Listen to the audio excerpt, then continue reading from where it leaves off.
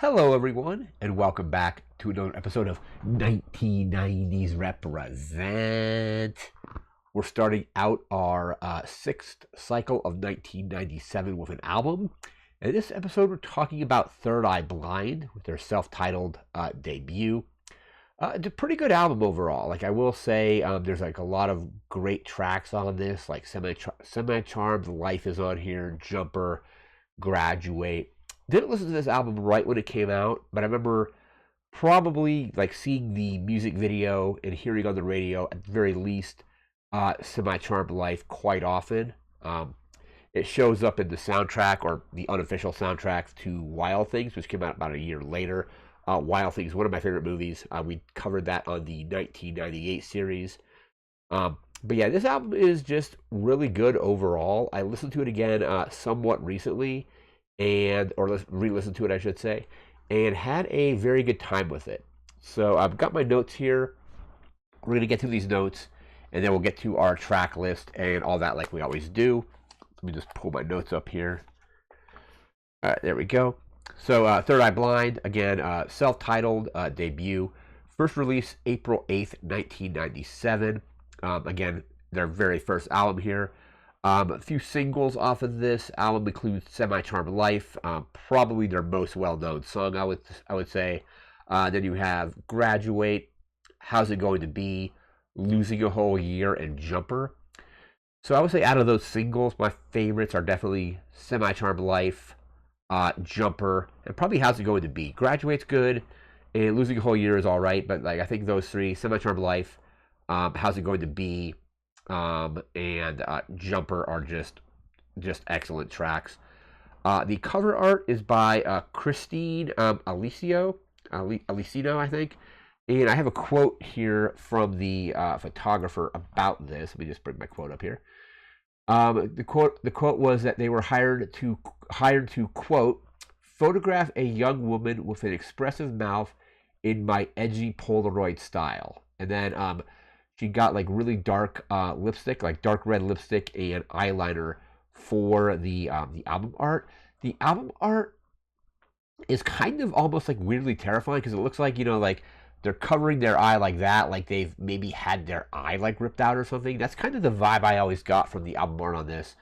Instead of just covering their forehead, it looks like they're more like going like one finger like here, going like that, like they've had like some kind of like massive like eye injury.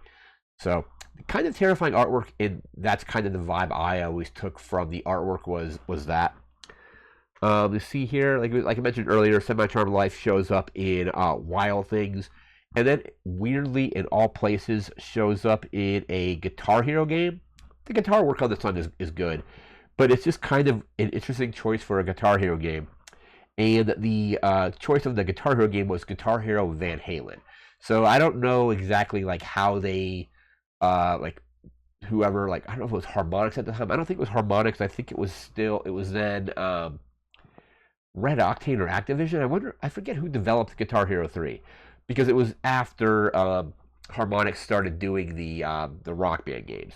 But just a very weird place to see a Third Eye Blind song on a Guitar Hero game dedicated to Van Halen. So really interesting there. I do own the Guitar Hero Van Halen. I have it here somewhere for the 360. Haven't played that in like years at this point. But yeah, I just remember that being on the game and thinking it was kind of a weird choice. The album was written by Stephen Jenkins and Kevin. Got the same Kevin Cadogan, Cadogun. So they were the two co-writers for the album. The song "Semi-Charmed Life" deals with like the theme of like drug addiction, specifically crystal meth addiction. However, Stephen Jenkins like says the song is about changes, like life changes in various periods of your life. I suppose you can interpret it however you like, but the song does specifically mention like crystal meth in the song. So I think it is about that. But like Stephen Jenkins was saying it's about like life changes in various periods and things like that. Let's see how to pronounce this. Yeah, so Cadogan left the band in 2000. Apparently, my research said he was actually like fired from the band. and he was really upset with Stephen Jenkins, who apparently had secretly put himself in charge of the band, both like financially and legally. Kind of just did it in secret behind everyone's back. And he was also upset that the other members of the band were like complicit in it, or at the very least were indifferent to Stephen Jenkins kind of secretly taking control of the band. They were kind of just indifferent. There was a lot of kind of just like back and forth, like between the two of them about like how the album should sound. They both kind of have said in interviews that the recording process for the follow-up album was like really rough. And then I think in early 2000, Kevin Catagon was fired from the group. So definitely a lot of kind of like drama between the two of them.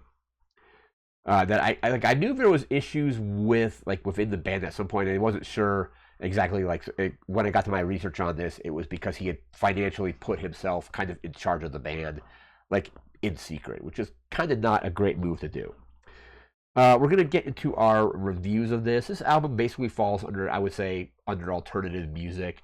There's some other probably subgenres of it. Let me actually just bring those up and see what the subgenres are. Alternative rock, post-grunge, and power pop is kind of what I put it on, or what is listed under. I kind of just put it under alternative, but album length is about 57 minutes and 40 seconds, so a little less than an hour. And it comes in with 14 tracks for, again, 57 minutes and 29 seconds, so a little under an hour, basically. Or a little over an hour if you listen to the bonus track edition, or the the anniversary edition features it features a bonus disc. But let's see here. So album or tracks on this album. So track 1 is Losing a Whole Year. Track 2 is Narcolepsy. Track 3, probably again their most iconic track, Semi Charmed Life. I absolutely really love that song. I remember like back in like the late 2000s, I want to say like 2008, 2009, I was just listening to the song quite a lot because I was watching like Wild Things like pretty much like very often. I had it on my iPod at one point, or not iPod, it was my Creative Zen Vision M player. I eventually put it on an iPod. But yeah, Semi Charmed Life is featured in the film Wild Things. It's not on the official soundtrack, but it's featured in like music that was used in the movie but never put on the soundtrack. So again, track 3 is Semi Charmed Life. Another one of their most iconic tracks follows next with Jumper, kind of a song about like an anti-suicide song. It's pretty good. After that, we have track 5, which is Graduate. Then after that, we move to track 6 with How's It Going to Be. So I think, yeah, that kind of run of 4 songs from track 3 to track 6 is probably is a pretty good run of songs. So we go from Semi Charmed Life right into Jumper, right into Graduate, right into How's It Going to Be. So yeah, again, from track 3 to track 6, 3, 4, 5, 6. Yeah, those 4 tracks are just some of their best stuff. So after that, we go into track 7 with Thanks a Lot. After that, we have track 8 with Burning Man. Track 9 is Good For You. Track 10 is London. Track 11 is I Want You. Track 12 is The Background. Track 13 is Motorcycle Drive-By. And then track 14 is God of Wine. Actually, didn't do the reviews first, but then the reviews for the album.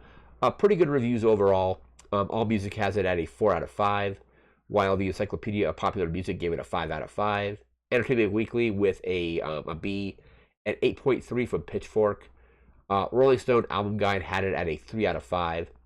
And then Sputnik Music has it at a 4.5 out of 5. So I would say, like, this is actually the only, I think, Third Eye Blind album that I've actually listened to in full. I need to go and check out some of their other stuff. But yeah, this one is overall pretty good. I don't know necessarily would put it in my like favorite albums of all time or anything like that. But it's an overall pretty good album. And the singles off of it, especially like that run from Semi Charmed Life to How's It Going to Be, is great. Basically, like track 1 to track 6, with the exception of track 2, are all the singles off of this album are basically one right after the other. The only kind of gap is between track 1 and 3 with Narcolepsy. But you have Losing a Whole Year as a single, Semi Charmed Life was a single, Jumper, Graduate, How's It Going to Be, all singles off the album, all kind of like in one nice section of the album. It's a really good, basically like first like run of like 6 songs. Is pretty incredible. But yeah, it's an overall, I think, like really fun album. I would highly recommend checking it out.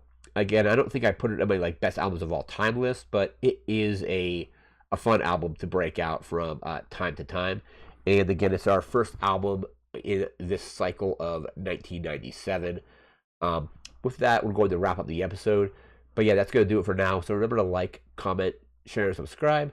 We'll be back in a few days with a movie from 1997.